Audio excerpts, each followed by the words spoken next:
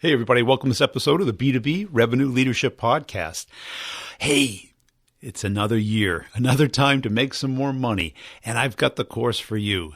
Start the conversation, get the meeting will help your team, both business development, sales development, get into those new cold accounts, whether that function is under marketing or sales. I'll help you with that by starting organic, natural conversations, not pitching. Have people open up with you, build up a connection with them, understand your total addressable market, prioritize it, and put in a system that scales, that's predictable, that works the way you want it to work instead of the old school pitch. Believe me, I've sat through so many of these cold calling seminars, courses, books, and I've been doing it for 30 years, and it's evolved. And what I'm doing today is what's working in today's world. It works naturally, and people are just loving it, getting meetings, closing deals, and doing it without the rejection that is typically there in sales. So check it out at b2brevenue.com under the training tab. You can schedule a call with me. We can talk it over. I'll explain how it works and how we can work together on it. You can buy it per student, or I'll customize it for your particular product and team and coach you through that process. Also, if you're a sales leader and you want predictability, you want direction, momentum, and control with your deals, you can sign up for that course as well. Same type of model. A year-long access to it. It's content, community, and coaching, all included at b2brevenue.com. You can get my free ebook there on how companies make product selections. That's all free. Let's get into the interview, but I want to make sure you're checking out my partners. They're in the show notes. This week, it's Pipedrive and CoVideo. Pipedrive is the new CRM. It's been out for 5 years. I've been using it forever. I love that. It's connected up with your email, your calendar, and now they have team capabilities. CoVideo is the video email system. It's beautiful. It's wonderful. It's the way to break into new accounts. It's so much more engaging than text. Check them out. Also, make sure you're checking me out on LinkedIn, Brian G. Burns on LinkedIn. Let's get into the interview. I'll sum it up at the end. Hey, Matt, thanks for joining us today. As a way of getting started, tell us a little bit about yourself. Oh, man. Well, first of all, thanks very much for having me. It's definitely a pleasure. My name is Matt Hines. I'm president of Hines Marketing, and we're a B2B consulting firm that helps companies build more predictable pipelines. I've been doing B2B sales and marketing work for most of my career and really enjoy what we get to do. Cool. How'd you get interested in it? Well, to be honest, this has all been a giant mistake. I was a journalist. Isn't it always? Yeah, no, it's. I was a journalism major out of school. I was a reporter for a Seattle suburban newspaper, my first job, and didn't love it, and ended up joining a PR firm, and from there went to Microsoft for a while, and then worked at a couple of startups, and really started focusing more on broader marketing than just PR. B, focusing on B2B, and C, really getting excited about sales pipeline development. In thinking about sales pipeline development, not just from what is sales doing, but also what is marketing doing to contribute to and influence that. And then, about 10 years ago, I decided to hang up a shingle and try to do it on my own. Was that scary? Excuse me, very, yeah. The question was that memory. visceral reaction. Yeah. Hell yeah, it was scary. There's three things in my life that I think if I would have waited to do them, I wouldn't have done it. It's, get married, have kids, start a business. And if I'm honest with myself, I'm still not ready for any of those. Yeah. But, you look at things and you sort of, you do the pros and cons and you think, okay, do I have some risks mitigated? And if something doesn't work, what am I going to do? And how bad would that be? And, but on the flip side, what would be the benefit to me and to my family if I could make this work? So, there's never a sure thing. But I think I was very lucky to have a couple really great anchor clients when it was just me and a laptop to start that really got me going.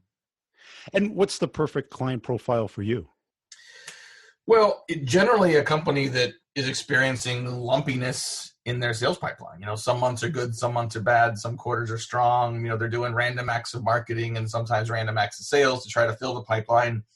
But as those companies grow, they need to have a more predictable, reliable sales pipeline development program that is more than just sending more emails. It's more than just doing more marketing. It's also just having a systematic approach to how you develop, how you nurture, how you manufacture, and how you manage and convert leads into opportunities into closed deals. And what's your approach? Do you first do an audit, or is there a particular slice of it that you really like to go after? Yeah, I mean, so we've developed by having done this over the last 10 years and seeing a lot of pipelines in various stages. We've developed a framework that includes 7 sort of structural components to building that predictable pipeline. So it's things like having your objectives identified, knowing precisely who your target accounts and the personas and buying committee members in that target account are, having tight alignment in roles and responsibilities between sales and marketing, and on and on. So we'll use that framework oftentimes to look at a business and say, okay, where are they in those 7 areas? No company is in the worst category for all 7. No company is ever in the best category. But if we look at how they're currently executing against that, we get a sense for where we should start. And our approach is never to come in and say, listen, you're going to have to use us for the foreseeable future and forever to make this work.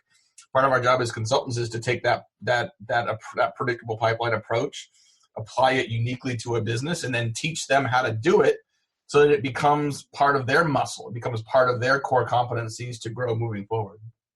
And where's it typically broken? Other than everywhere. Yeah, well, it's kind of, I mean, there's a handful of places I think that are fundamental. Campaigns typically are not part of that. I mean, I think a lot of companies do, what I referred to earlier as random acts of marketing, or, just kind of knee-jerk, siloed campaigns across channels. The big piece, quite honestly, is often sales and marketing alignment. I mean, you can be really great at generating leads, but if the sales organization isn't following up with leads, if they don't understand what a good lead is, if you have not predefined not just lead and opportunity definitions, but like what happens when at each stage. I mean, some of this comes down to processes and checklists, which is not sexy. But if you've got really strong alignment across the organization on what's what and what happens next, you can feed that engine with a lot more demand and have a lot more predictability in terms of what comes out the other end. And so what that really means is, if you really sort of peel back the onion on, okay, getting better alignment, roles and responsibilities, the real answer to your question, Brian, is culture. Yeah. To do all of this well, most organizations have to, it's not implementing a new campaign, it's a culture change that allows them to create and sustain that predictable pipeline. And who do you basically sell to? Is it a marketing person? Is it a CEO? Is it CRO? It's a great question. Oftentimes, our best projects are when a CMO or a VP of demand gen will come to us and just sort of say, listen, we know we're not as effective as we could be. Help us get better. Sometimes it'll be a CEO saying like, our team needs help. Sometimes it'll be a CRO saying like, we need to sort of do this in a better, more consistent way. But it's usually someone running or responsible for that marketing function. And let's go back to that lead definition, because I think that people get tripped up on it. Because sales, it's not a lead unless they're ready to buy. Yeah. And marketing is if it's an email that goes through, it's a lead. Right. Yeah. Well, and honestly, there's nothing wrong with saying like, listen, someone that, downloads your white paper, or someone that comes to your webinar, or someone that you scan the badge of at a trade show, like, though you can call those leads if you want. I mean, this is where, every organization is different in terms of what they call things. I'm laughing a little because when I left Microsoft, I went to a startup, and it was a company selling leads and technology to real estate agents. And they called leads AIs. And when I joined, I mean, they kept using these term AIs, and I'm like, what is that? Well, finally, I was like, what the hell does that mean? Well, it turns out in the very beginning of the business, they had a consumer website, and at the very bottom, there was a link that said agent info. And if you clicked on that, there was a form that said, hey, if you'd like to learn more about our business, fill out this form. Agent info, short for AIs. And so like literally for years, that's just what leads were called, but people knew what that meant. Right? I mean, it doesn't matter like what you call it, but everyone knew that an AI was someone who filled out a form that said, I want to know more about your product, which is different than someone that comes by your booth. that may just have been walking by and got, accosted by one of your BDRs as opposed to someone who's really interested. So knowing what is an inquiry, knowing what is just someone who's shown interest in your content, and then not just defining the stage, but like what happens next. Yeah. A lot of those leads should not go to sales. A lot of those leads aren't sales ready, but then what are they ready for? What should they get next? I know that every person that shows a pulse, we want to get into a demo as quickly as possible, but oftentimes 3 steps is faster than 1 to try to get those prospects somewhere.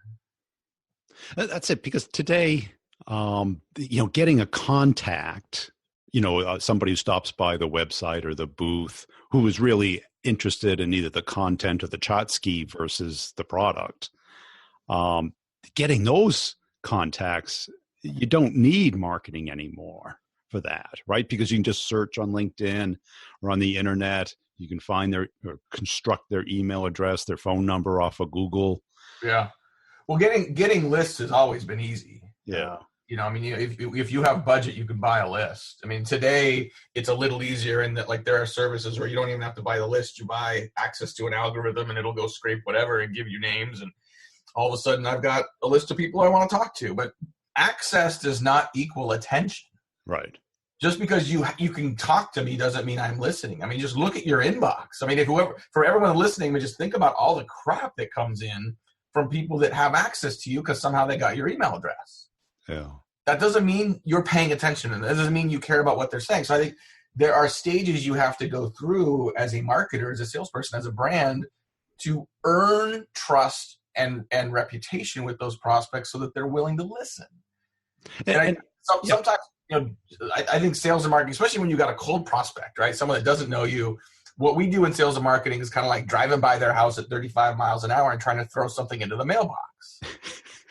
You're going to miss most of the time. That's just part of the process. But if you happen to get something in there and they happen to check their inbox that day, it better be good enough that it makes a solid impression. It better be good enough to not be thrown into the recycle bin before it even gets into the house. So that's the first step to the fact that the next time they see your name, the next time they see your brand, they're like, oh, that last time it was pretty valuable. I wonder what it is this time. So let's dig into that building the trust element. What do you see as most effective there? Tell the prospect story, not yours. The longer you wait in the sales process to talk about yourself, the better off you are.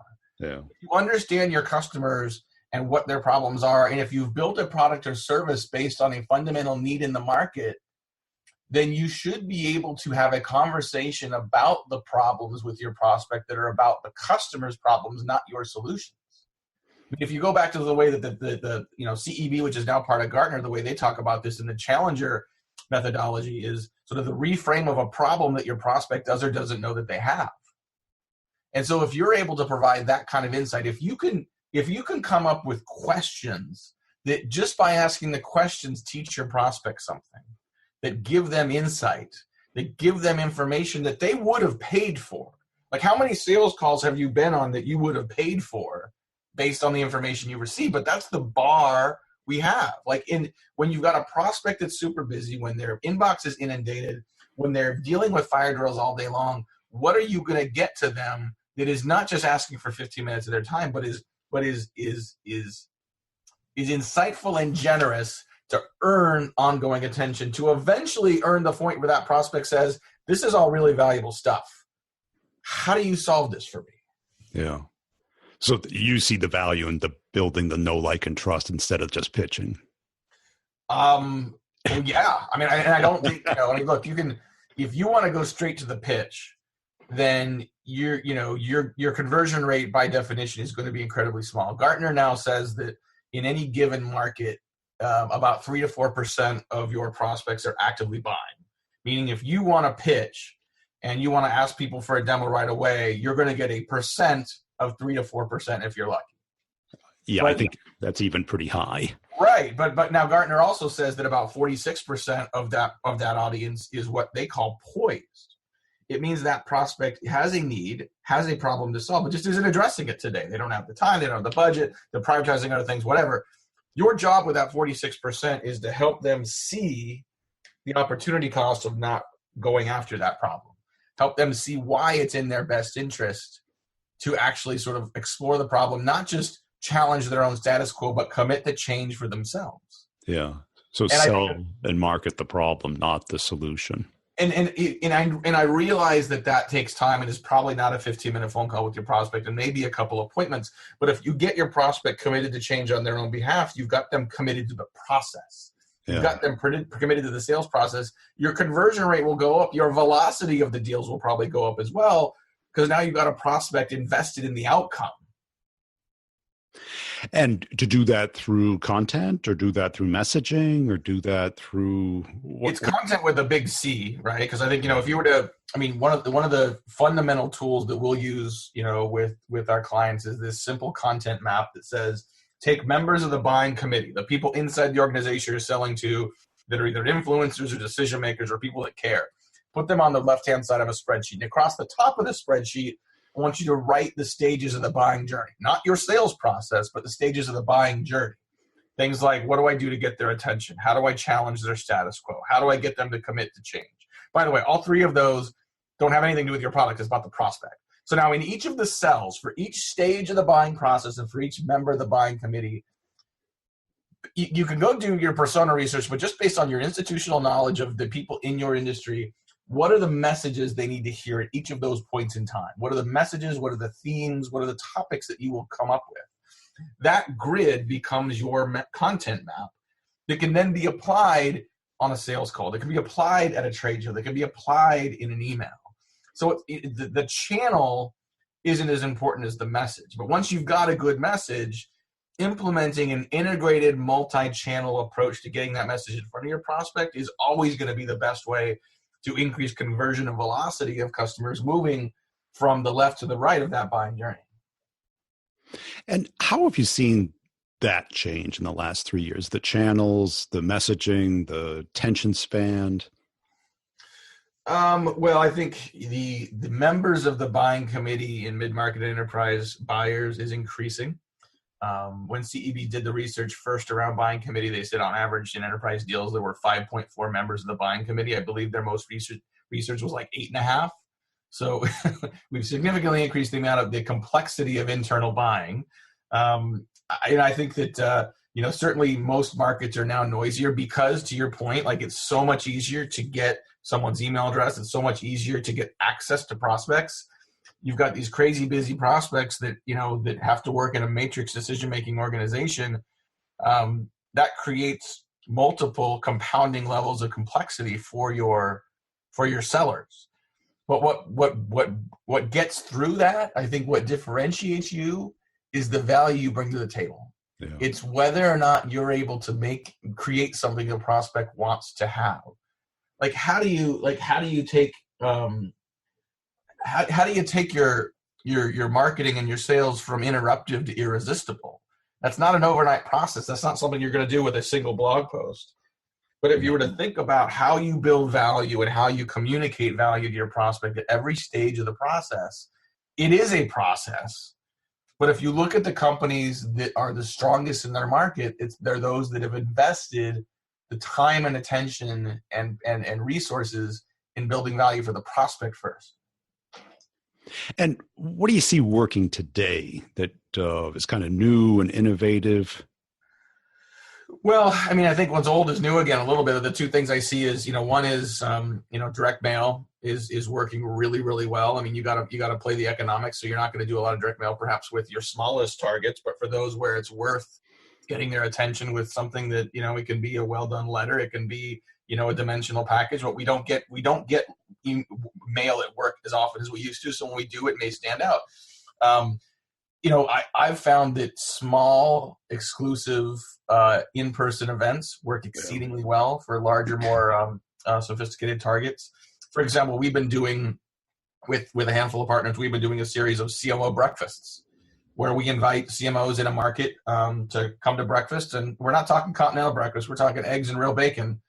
You're going all out. The nice thing too is it's the beginning of the day. So people are less likely to have a fire drill where they can't come.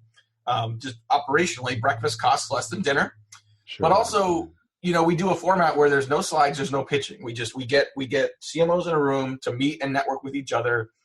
We ask them to introduce themselves to each other, and in the process of doing that, share something that is challenging to them right now in their job. And in every situation, there are similar challenges that come up across the room, and then we spend the rest of the time just talking about that. So it is not a pitch. There is no product discussions at all. There's no feature benefits discussed.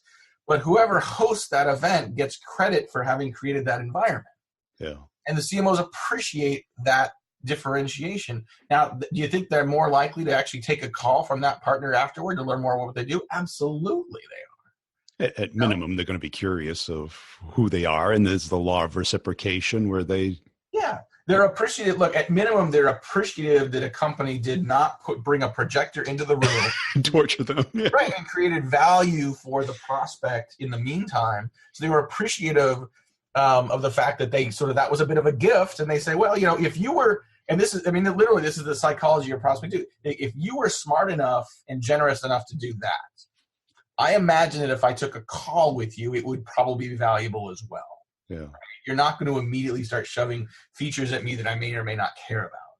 So again, it's doing breakfasts, does not scale as well as buying an email list of 100,000 people and just sending it from your home office. But I'm less worried about, like, when it comes to those larger target accounts, when it comes to really filling my pipeline with quality committed prospects, my job is not to find the most leverage at the lowest cost. My job is not even to worry about how much it costs. My job is to think about what it's worth. What is it worth to get those prospects into my pipeline? What is it going to take to, in an economically sound way, in a eventually scalable way, make that happen? Not always easy and not always cheap, but it certainly works for those that do it. And that's a common theme. I think I've had at least 2 or 3 guests in the last month who focus on that as their business, either in post sale to find out what the largest accounts care about, to keep, upsell and cross sell. Yeah. And then on the pre-sale to get exactly what you described, a certain persona at a certain place at a certain time to talk about the issues they care about. Right. And I think everyone else is kind of focused at the other end of the spectrum of, get the list or scrape LinkedIn or, blast out on social and hope that you get something back. Well, and you will. There's a reason why we all get spam, because some people reply to it, and so, but that's playing a volume game where the inherent strategy there is I am fine getting an infinitely small percentage of responses while burning the bridge with everybody else. Yeah. Right. And you think about this even with some organizations that have their sales team just making, 140 calls a day and taking any lead that shows a heartbeat and calling them day after day to get an appointment. Like, they will get appointments. They will get meetings. But it's a scorched earth mentality that creates a bad taste in the mouth for every other prospect. And, without naming names, there are a number of companies, in the marketing technology space that are, many are well regarded, many are high growth and, worth a lot of money, yada, yada. And their sales process is horrible because it doesn't respect the prospect at all. And so, that is not, I don't believe that is a long-term strategy. I believe that is a strategy for hitting your number this month, this quarter, but eventually burning through your list of people that just don't want to work with a company that does that.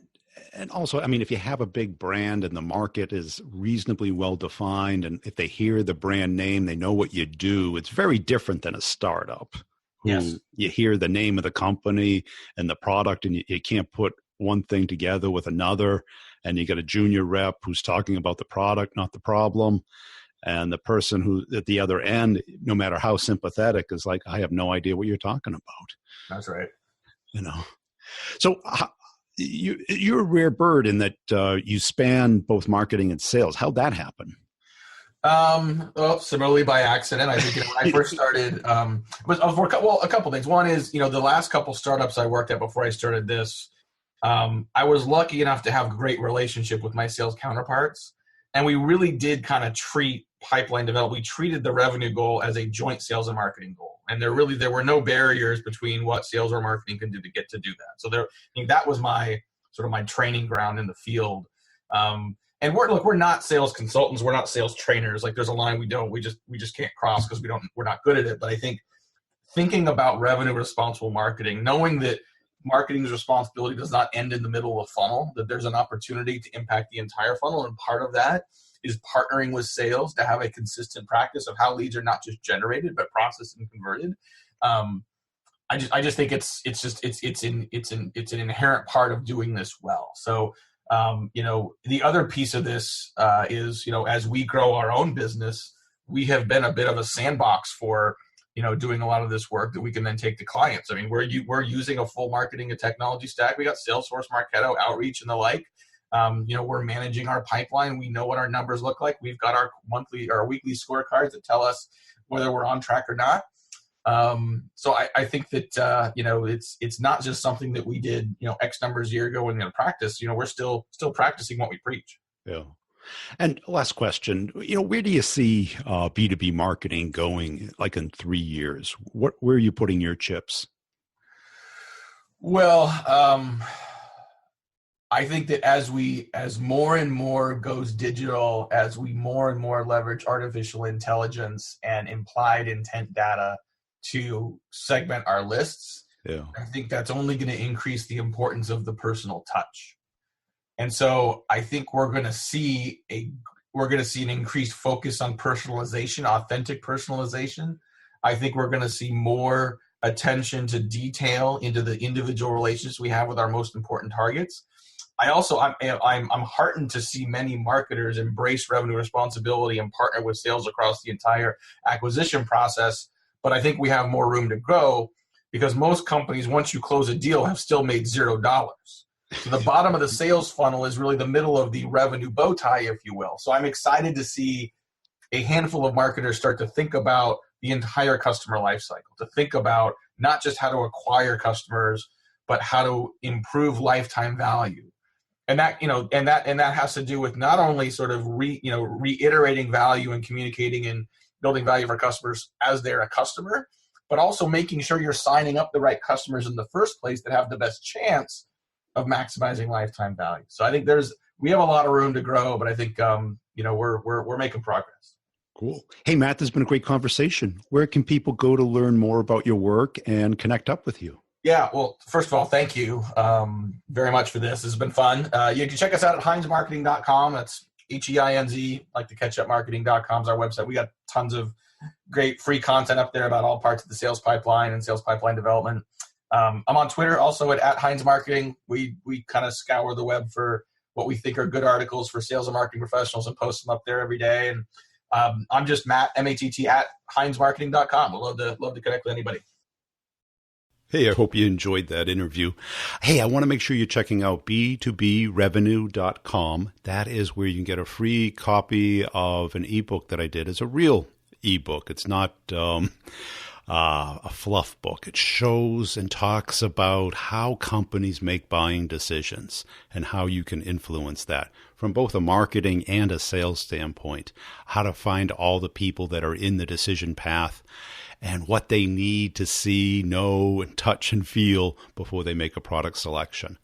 If your team needs some coaching, some help, some training, some systems, some processes that do work today, because we know what doesn't work, or what doesn't work, I'll show you what does work and how to connect and get into pretty much any account. It includes deal coaching and content community, and I can customize it for your particular company. Just go to B2BRevenue.com, look under training, schedule a call with me. We can talk it over, or just sign up. You can pay per month or all at once, whichever makes most sense for your budget. Also, I put out videos pretty much daily on LinkedIn and on YouTube. On LinkedIn, it's Brian G. Burns, and on YouTube, it's Brian Burns Sales. Just search for that if you like to consume some video content. And if you see me on LinkedIn, please put a comment and a share and a like on some of the videos. I really appreciate it. I've got a company page for each podcast. This one, the B2B Revenue Leadership Podcast, where I put both content and humor videos out daily.